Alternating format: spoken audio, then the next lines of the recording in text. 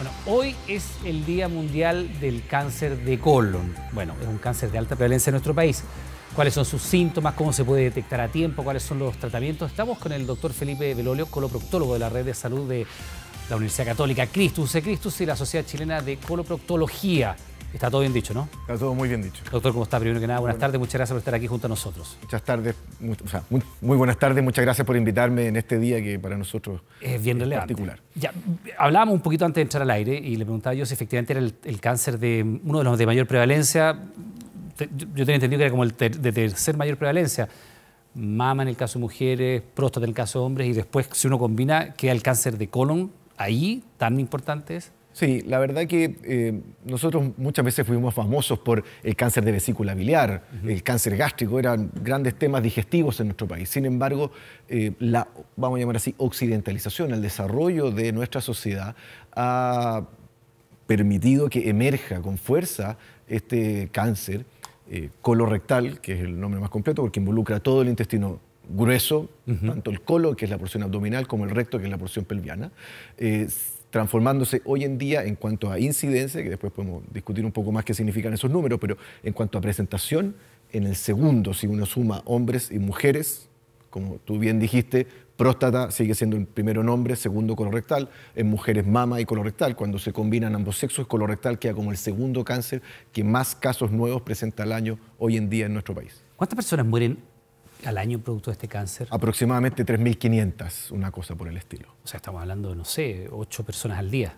Es casi 10 en el fondo, que es una tremenda cantidad, involucra gran cantidad, por supuesto, de recursos sanitarios en el tratamiento de esta enfermedad, pero probablemente lo vamos a discutir también, es uno de aquellos cánceres que, al igual que la próstata y al igual que la mama, tenemos estrategias de prevención o detección precoz. Claro, si la detección es precoz, allí las perspectivas son mucho más relevantes. Ahora, usted habló en algún momento de la occidentalización, y ahí yo le quiero preguntar, porque en el último tiempo, si uno ve la cifra de cáncer de colon, ha ido aumentando su prevalencia. ¿Cuáles son esas costumbres o esos hábitos que hemos incorporado a nuestra vida que hacen que este cáncer tenga mayor prevalencia hoy día, que hace 50 años, por ejemplo? Bueno, primero que todo, el envejecimiento de la población. Mientras más edad tiene la población, más empiezan a aparecer patologías como el cáncer, una de ellas el cáncer colorectal.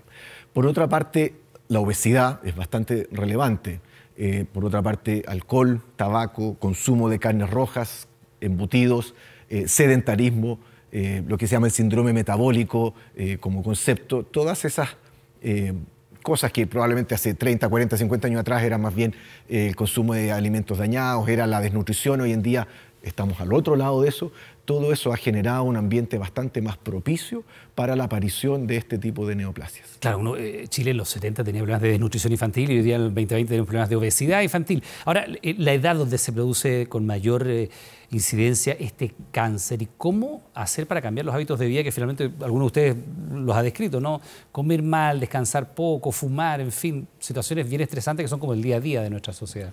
Sí, sigue siendo un tumor que se aparece más bien en la sexta, séptima década de la vida. Eso es como su mayor presentación. Sin embargo, probablemente por motivo de todo lo que hemos estado conversando y de que las poblaciones más jóvenes se han expuesto por más tiempo a todos estos factores de riesgo que discutíamos, lo vemos cada vez en gente más joven. Y es por eso que las guías recomiendan... Más joven aproximadamente ¿qué edad? O sea, 40, todos los que años. nos dedicamos al tema, vemos pacientes de 40, 30, incluso 20 y algo años que están presentando cáncer colorectal y que lamentablemente tienen la particularidad que por ser más jóvenes, no es que sean más agresivos simplemente por ser más jóvenes, sino que los pacientes, al ser más jóvenes, minimizan los síntomas. Y por otra parte, los profesionales de la salud tampoco tienen en mente que este tipo de patologías puede afectar a un individuo más joven. O sea, están seteados para probablemente que aparezca el cáncer después de los 60 años. Entonces, nunca hacen las preguntas correctas o el examen correcto, y eso significa que el paciente deambula por más de un profesional y hasta llegar a un diagnóstico adecuado. En un momento más tardío. Ahora, doctor, ¿cuáles son esos síntomas? Porque ya dijimos cuáles son los hábitos que pueden afectar y que tienen que ver con mal alimentarse, y el mal alimentarse significa también la ingesta de carnes rojas, embutidos, ya lo decía usted, fumar, malos hábitos de descanso, la obesidad en términos generales. ¿Cuáles son los síntomas a los cuales hay que poner atención? Ya. Los síntomas vamos a llamarlo así, cardinales del cáncer colorectal, para bien o para mal, se mezclan con muchos otros. Entonces hay que tener, para el profesional de la salud, bastante claro cuáles son los síntomas de alarma y en qué paciente uno va a realizar tal o cual examen determinado. El ejemplo más clásico, el cáncer colorectal presenta dolor abdominal. Dolor abdominal que se presenta en muchas otras patologías. Entonces ahí uno va sumando. ¿Dolor es agudo o un dolor, el dolor que permanece en el abdominal tiempo? que es de inicio más bien lento, medio sordo, no tan específico, pero que se puede asociar, por ejemplo, a lo que llamamos cambios en el hábito intestinal. Un paciente que pasó de tener un tránsito diario, por ejemplo, a cada 2 a 3 días, o a un tránsito con deposiciones formadas, vamos a verlo así, a líquidas. Y especialmente llama la atención si aparece sangre en las deposiciones. Eso es un signo muy llamativo que debe motivar la consulta pronta con un especialista. Ahora, sí, ese es uno de los síntomas más tradicionales. El tema de la incidencia genética, cuánto de esto es hereditario, cuánto de esto es hábito, cuánto de esto puede ser el sujeto propio, ¿no? Ya. Eso es súper relevante y muy buena pregunta, y especialmente ahora que vemos cada vez más individuos con cáncer de colon. Eso significa que tenemos todos los familiares de primer grado con un mayor riesgo. Entonces, lo que uno generalmente le recomienda a los familiares de primer grado de un individuo que ha tenido cáncer de colon es que se haga un estudio endoscópico, colonoscopía, a partir de los 40 años. Ya que es bien invasivo. O 10 años más joven que la aparición del primer cáncer en la familia. Esa es la recomendación general. ¿Y por qué? Porque no es una certeza que vayan a tener un tumor, pero tienen aproximadamente entre 1,5 y 2 veces el riesgo poblacional de presentar un cáncer de colon. Y es por eso que esta es una población que uno considera de riesgo. Tiene que partir un poco más temprano que la población general, que ahí podemos hablar un poco más de eso, y además tiene que hacerse un seguimiento un poquito más cercano. O sea, si alguien de la familia, familiar directo, un padre, un hermano, tiene cáncer de colon, uno debería empezar a hacerse los exámenes 10 años antes de la aparición del cáncer en ese familiar.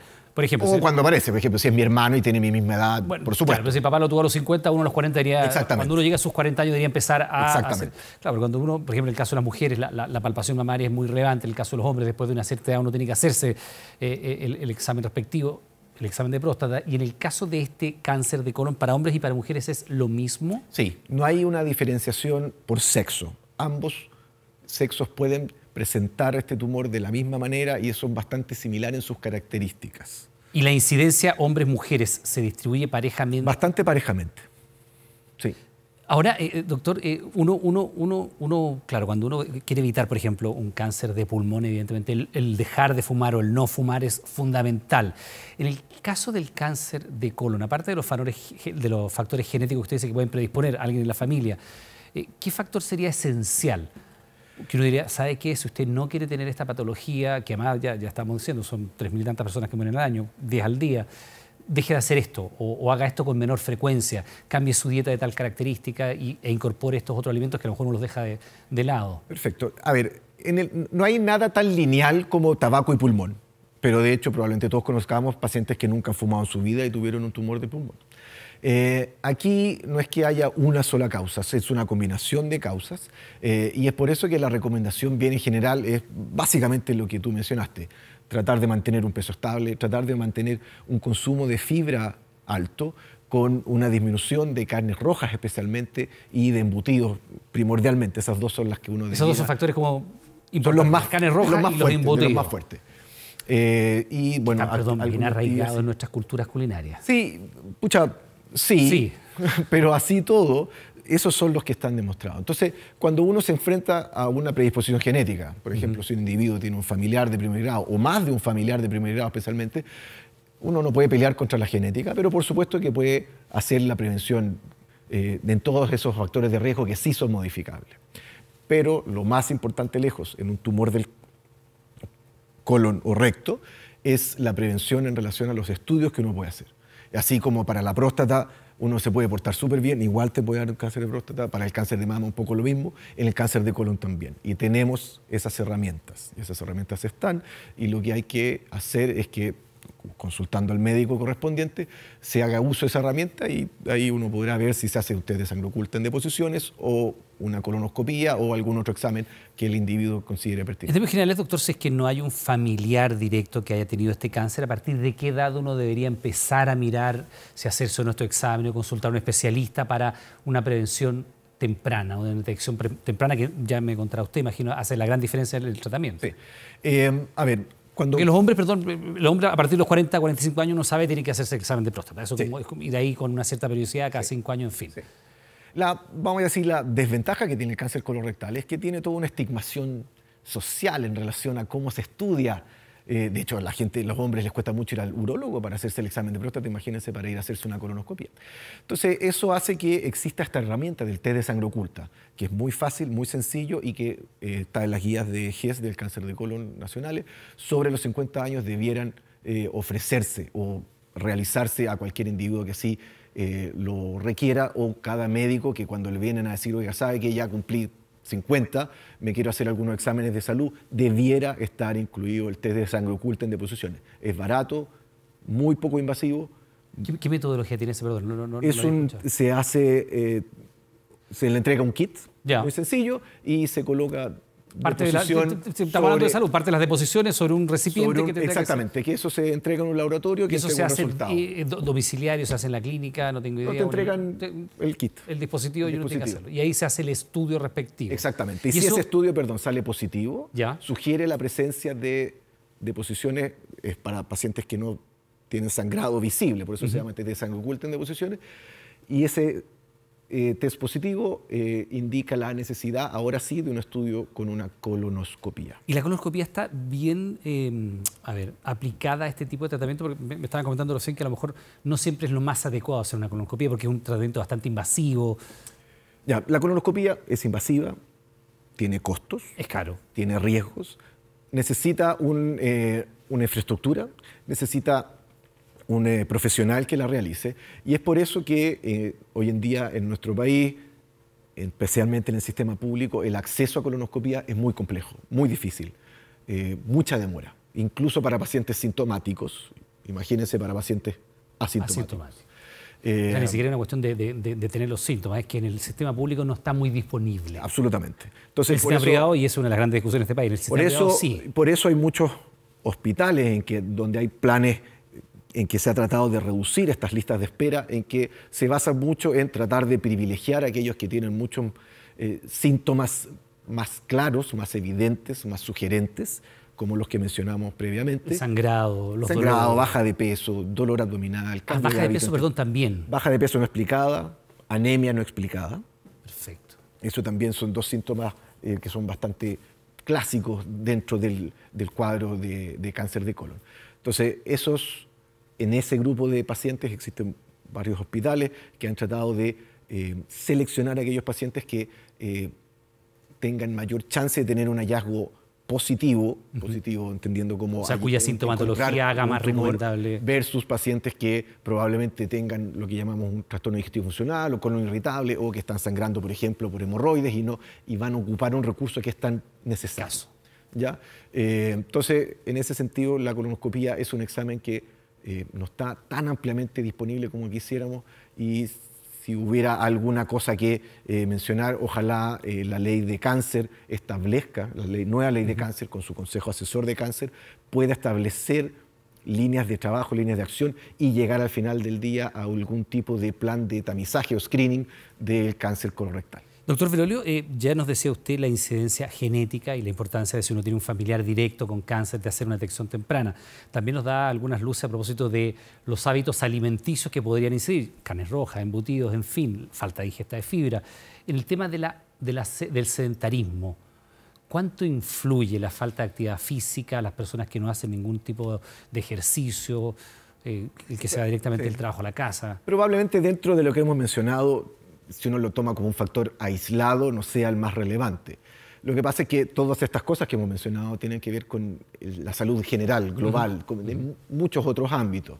Es raro que un individuo que sea realmente sedentario no tenga sobrepeso, por ejemplo, o es raro que un individuo que sea sedentario no se asocia a consumo de comida chatarra y azucarado. O sea, entonces es como un tipo de paciente, de persona que están en riesgo no solamente por el sedentarismo, sino que por otros factores que generalmente se asocian a esa característica en particular. Doctor, hablábamos de la detección temprana y cómo hacerlo a través de estos dos tipos de exámenes, ¿no? El de sangramiento oculto, nos decía usted, y también la colonoscopía. ¿Qué tan relevante es para el pronóstico final la detección temprana y cuánta diferencia hace? Perfecto. Yo creo que es muy conocido el hecho de que el cáncer de mama, mientras más precoz, mejor el pronóstico. Lo mismo con el cáncer de próstata. Esos dos cánceres y el cáncer de colon, que son los tres cánceres que hemos mencionado, que son los más frecuentes en nuestro país, tienen estas estrategias básicamente porque tenemos la posibilidad de influir directamente en la mortalidad. ¿Cómo se influye en la mortalidad? Mientras más temprana la detección del tumor, en el caso del cáncer de colon, por ejemplo, un pólipo con cáncer, que es una pequeña lesión solevantada de la pared del intestino, con una colonoscopía, una polipectomía, que es el nombre técnico, uno remueve ese pólipo y ese paciente, ese cáncer, desaparece y no requiere más tratamiento. Versus que yo esperara que ese mismo pólipo se transformara en un cáncer invasor. Disculpe, ¿en la misma colonoscopía, si ustedes detectan, aprovechan de sacar ese pólipo? Sí, claro. Y se acaba el problema, diríamos momentáneamente. Después habrá que hacer un monitoreo, etcétera, todo lo demás. Y se acaba el problema. Entonces, por eso el cáncer de colon es tan atractivo como una estrategia de screening, de detección precoz, porque somos capaces, con las herramientas hoy día, de modificar el curso de la enfermedad. Voy a dar un ejemplo bien breve. No existe screening de cáncer de páncreas, por ejemplo, porque la mortalidad es muy mala, independiente de la etapa, y uno no tiene mucho dónde influir. En el cáncer de colon sí, tenemos la estrategia. La colonoscopía permite identificar lesiones precoces que con el mismo colonoscopio uno puede remover. O incluso, si ya es un cáncer invasor y no se puede con la colonoscopía, una cirugía bastante más acotada también puede resolver. Ahora, usted decía el cáncer de páncreas, que debe ser de los que tienen peor pronóstico, ¿no? Normalmente uno dice cáncer de páncreas, el desenlace es, lamentablemente, es bastante inevitable. En el caso del cáncer de colon, la tasa de sobrevida está asociada, me imagino yo, a la edad, a una serie de factores, pero también a la detección temprana. Igualmente es el segundo o tercero que más vidas le cuesta a nuestro país al año. ¿Por qué? Nos cuesta porque llegamos tarde. En general, los cánceres se dividen en 4 etapas, siendo la etapa 1 la más temprana, etapa 4 metástasis. ¿Ya? La gran mayoría de los pacientes en nuestro país se detectan en lo que se llama la etapa 3, que es una etapa ya bastante avanzada en que ya tenemos lo que se llama diseminación ganglionar. La sobrevida en ese grupo de pacientes, dependiendo del acceso a los tratamientos complementarios, ya que empieza a aparecer la radio, la quimioterapia, es cercana al 60-65%. ¿En etapa 3? En etapa 3. ¿En etapa 4? En etapa 4, ahí hay varios, depende, porque existen ciertos etapas 4 en que, por ejemplo, uno puede remover la enfermedad y tiene sobrevida hasta 40%. Pero hasta en el mejor de los casos. En el mejor de los casos. ¿Ya? Pero en la etapa 4 generalmente es más o menos 5 o 10%, y dependiendo de las drogas o la respuesta a los medicamentos. Si lo detectamos en etapa 1, 90-95% de curación. ¿Perdón, qué porcentaje? 90-95%. Altísimo. Etapa 2, o sea, la detección 75-80%, pero como detectamos a la gran mayoría en etapa 3, llegamos tarde. ¿Y eso es porque en las etapas 1 y 2 es básicamente asintomático o el diagnóstico puede confundirse con, no sé, disculpen la hora, pero hemorroides, sangrado por hemorroides? Son tumores que son bastante más pequeños, bastante menos, en el fondo, para que den síntomas tiene que o apretar mucho el intestino, que dificulte el paso del alimento, o ser tan grande que se alargue a sangrar y que yo sea capaz de ver el sangrado, o que me produzca anemia, alguna cosa así. Entonces ya alcanzaron una especie de masa crítica, si lo quería de alguna manera. Un tamaño que ya hace que la chance de que sea una etapa mucho más avanzada es casi una certeza. Y es por eso que lo que uno tiene que presionar es, tengo dolor, no voy a hacer nada, no, ojo, tengo dolor abdominal que yo no tenía antes, eso es motivo de consulta. Sangré, no, sangré, eso es un motivo de consulta. Y también, por supuesto, usted dice los cambios de peso y todo lo demás. Doctor Felipe Lolo, le quiero dar las gracias por haber conversado con nosotros en este Día Mundial del Cáncer de Colon, segundo o tercero en mayor incidencia de nuestro país, casi 10 personas al día fallecen por esta enfermedad, así que tan importante la detección temprana. Muchas gracias por estar acá en Noticias 24. Muchas gracias por la invitación. Que esté muy bien, hacemos nosotros.